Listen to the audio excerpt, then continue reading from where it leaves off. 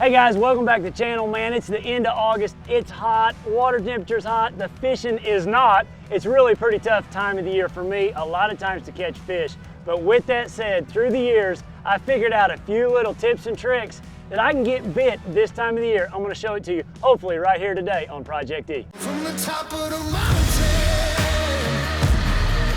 yeah, we fought our way up to the top of the mountain. Yeah, we fought our way up to the top of the mountain.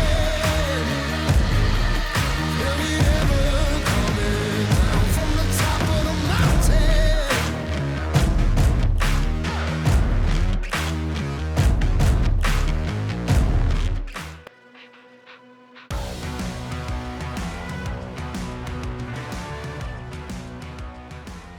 Golly, that's a big one.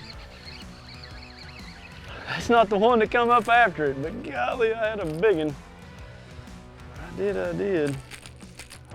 Oh, fish landing violation. Get in the boat. Man, we might have figured something out. I've seen this before. You get just a bright bluebird day, no wind. You can call those fish up to the surface with a topwater. I've been fishing docks. I wanted to catch some fish off docks and hadn't got a bite, but we hadn't been here very long either. We put in about 1 o'clock, so it didn't take long to get a bite on a topwater.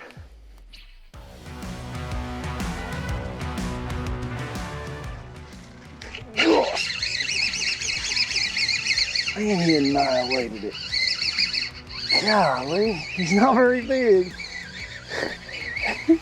There's got to be a bunch of them there as hard as he hit that thing. Spotted bass. I just wonder if I had a different one, because man, that sucker looked like a big one the way he came up on it.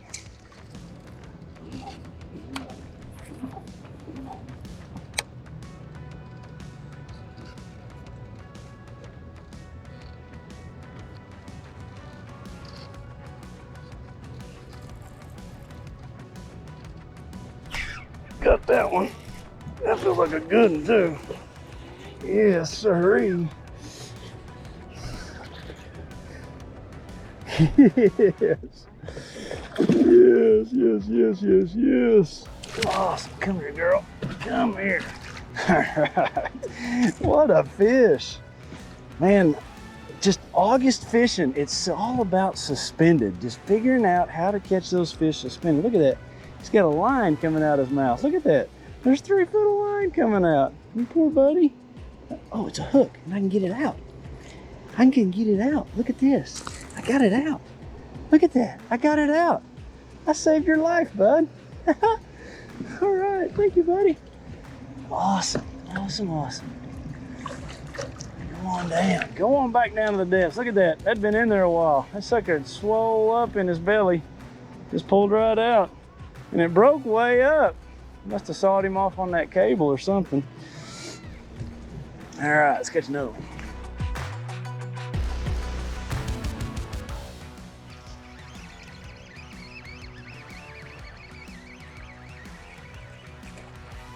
Sitting there looking at my active target and one ate it. That's the beauty of wave breaks and docks. You know, when fish are suspended, you know, it's the hardest fish to find. But when you have such a visual thing as a dock or a wave break, you know, they can relate to it and it makes it easier for us. There's still lots of suspended fish all out in the lake. I've caught them out there before, you know, but this is something that I can throw at. It just makes it a little bit easier. Gotta be a couple more right there.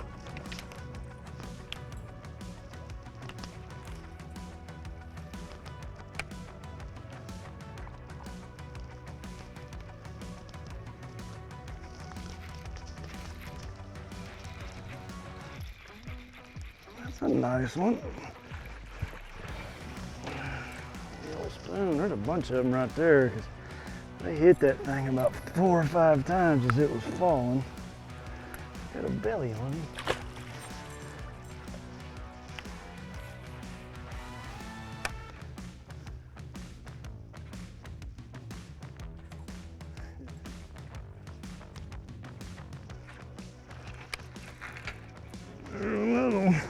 He's in the middle of that entire reef. Buddy, don't put that hook in my light hand. Oh, that chunky one. Chunky one. Oh! Sorry, bud. Dadgummit.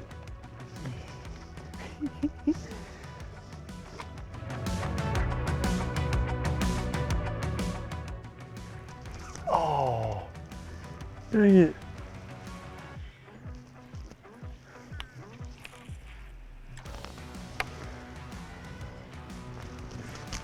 They're knocking the snot out of it.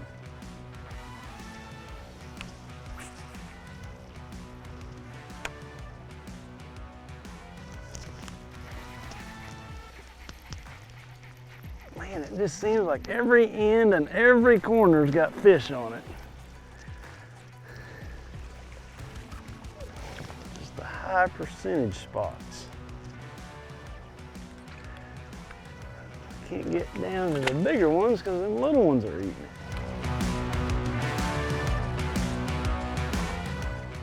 Cool.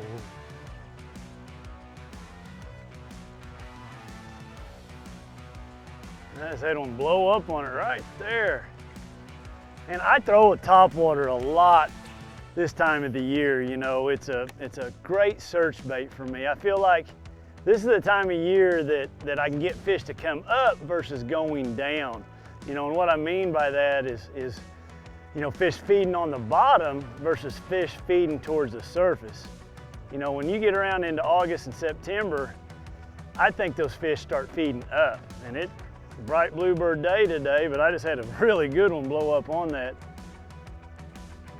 jaywalker right there. I thought he was gonna come again. But I can get them to come up versus going down.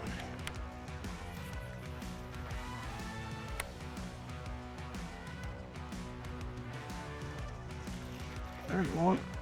There's one. Yes. I have to admit, I was looking at him on my active target. There's a few of them. I don't know if that's the same fish I had come up on my topwater. But one of the things that I do in August and September is, you know, fish suspend. And one of the hardest things that as an angler to do is to catch those fish. So wave breaks is a prime example, boat docks is a prime example. That's when I start focusing my attention on those. You know, a couple reasons. You know, a wave break, it's shade. It's a thing that can pin shad up against. But it's also, for me, it's something to cast at. When fish are suspended, you know, out over the great big lake, it's hard to know exactly where to cast. You know, active target, the live scope, that stuff has helped us catch those fish, but still it's just a lot of area to cover. So I can narrow it down a bunch by a wave break. Now, another place that I might catch some fish this time of the year is a boat dock. A lot of times boat docks are resident fish. And also those can be over deep water, shallow water, and it's the same thing. It's a place I can cast, let that bait sink down through there and catch those fish that suspend this time of the year.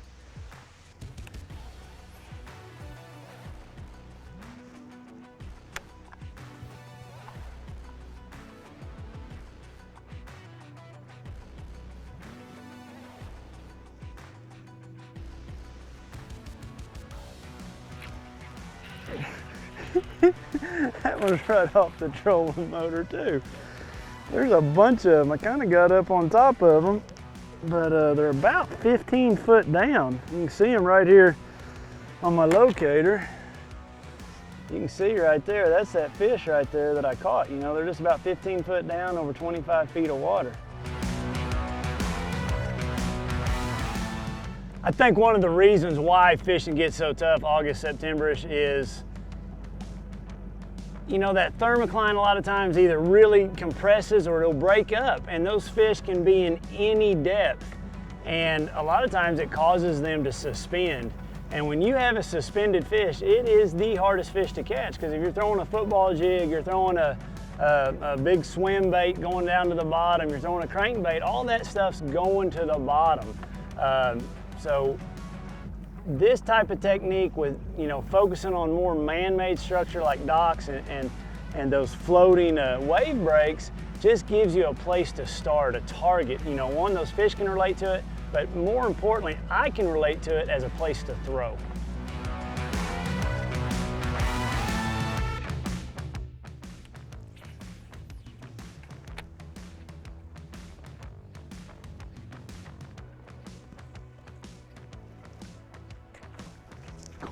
Dang it, that was a big one.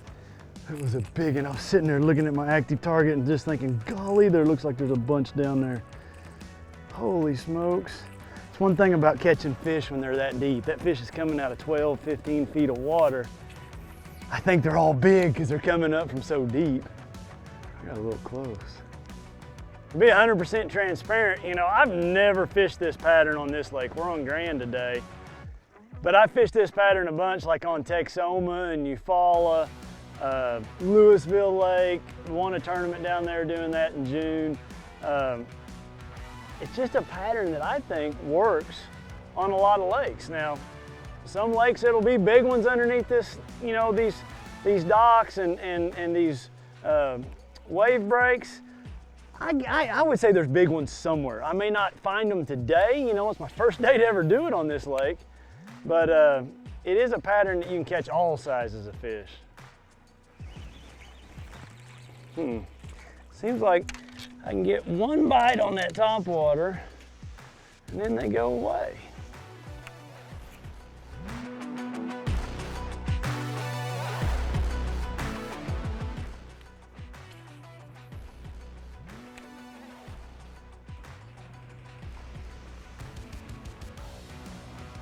Get it.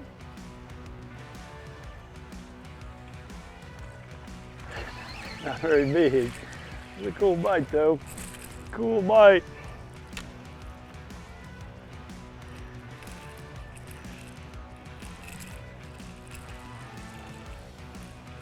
Cool bite. One of these corners I'm gonna pull up on and it's gonna have big ones on it.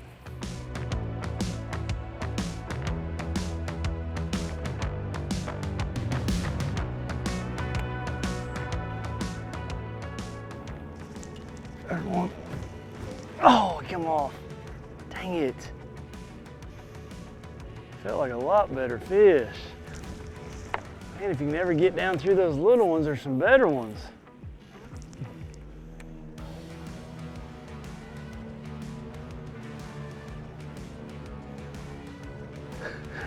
He followed it up. That was funny.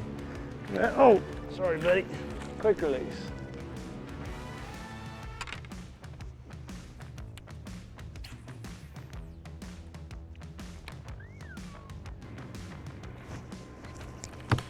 Give it a turn my head right at the wrong time.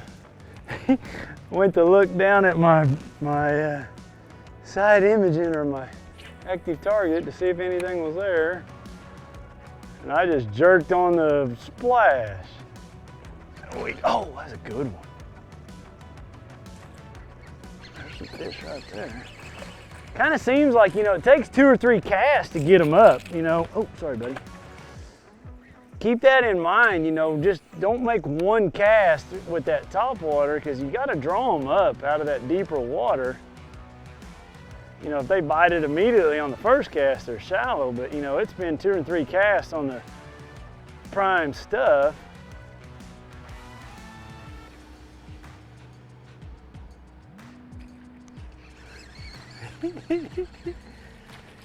I saw that happen. There's 2 of them that came up, tried to get it at the same time.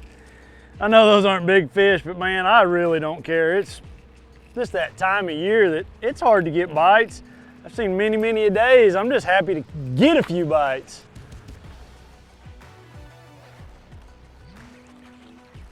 Seems like you catch 1 or 2, or then you got to go to something else.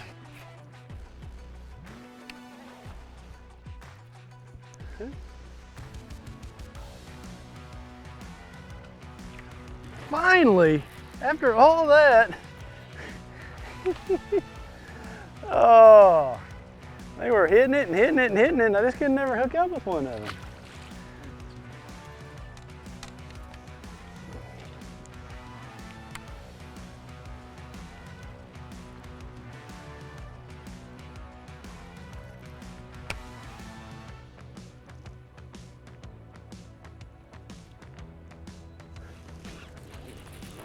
I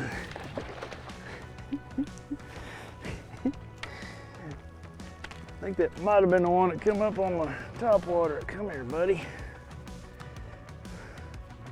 Can't find the big ones, but we can catch a bunch of fish. I'm not complaining.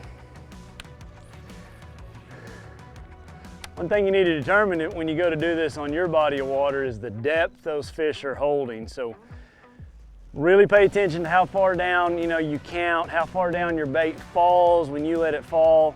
My suggestion for that is, getting, say, 10 foot of water, let it fall on slack line and just count your bait, how long it takes for each of your bait, for the spoon, for the hair jig, to let it hit the bottom on your pound test. I'm throwing 12, 14, the spoon's on 20. So make sure you know that, and then on your lake, figure out the depth they're holding for that day.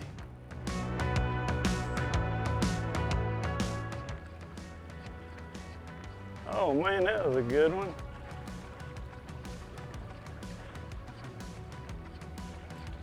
Gosh, dog it. Dang it.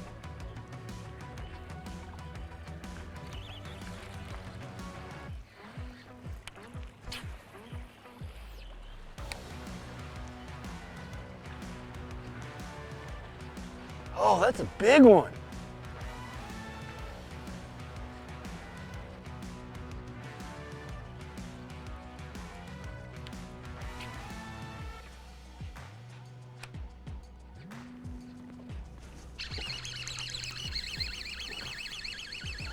I don't think it's one of them big ones, it's just a fish. Not much of one either. About the size of my bait.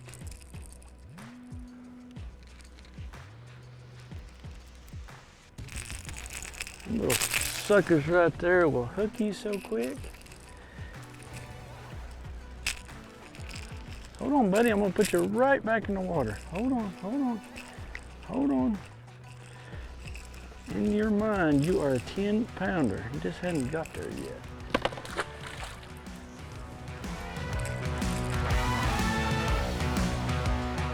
Today I've used just basically 3 baits. But there's other baits that'll work. You can swim a jig, you can throw a square bill. That's gonna be more when the water's a little dingier, when those fish are up higher. Today these fish for me have been anywhere from 10 to 15 feet down underneath it. Yeah, I've caught a few on a topwater, but I felt like I've called those fish up. But there is other baits that'll work. If the fish are shallower, you got a little bit dingier water. I've caught them really good on a square bill. I've caught them good on a swimming jig. I've caught them good on a spinner bait. And also don't be afraid to flip back in there. Put some big line on and flip in the middle of that thing. One thing also that I'll do a lot, don't be afraid to turn back around and go multiple ways. Now with active target and seeing these fish on active target, they're just constantly moving. There's not, yes, there's specific areas that those fish come up feeding, but I think they're moving a lot, or you'll bust a school up. So make a couple passes. If you find a stretch that you get a couple bites on, don't be afraid to go back and forth a few times.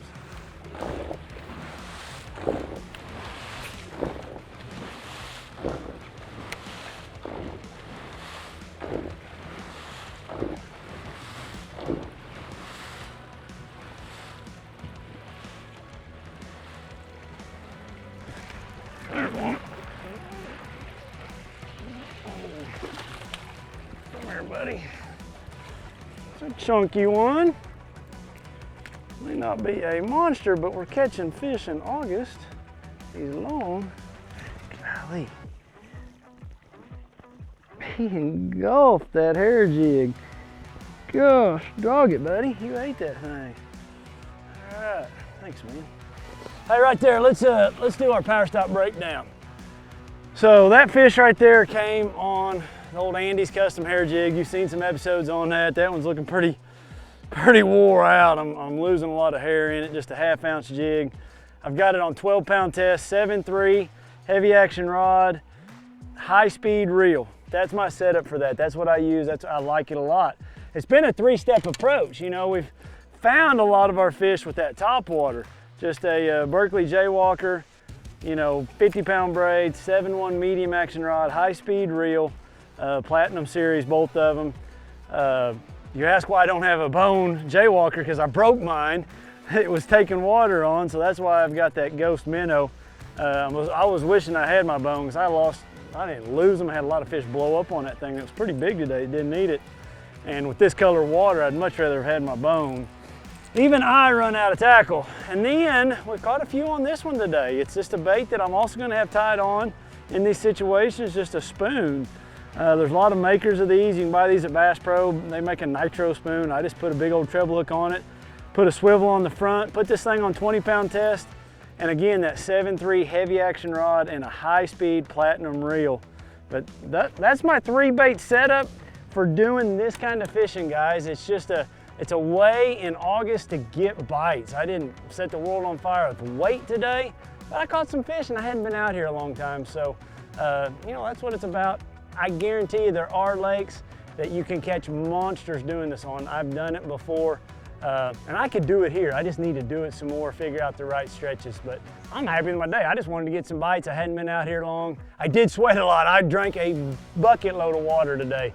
But I appreciate you guys following along. Be sure to hit that subscribe button, and we will see you next week right here on Project E.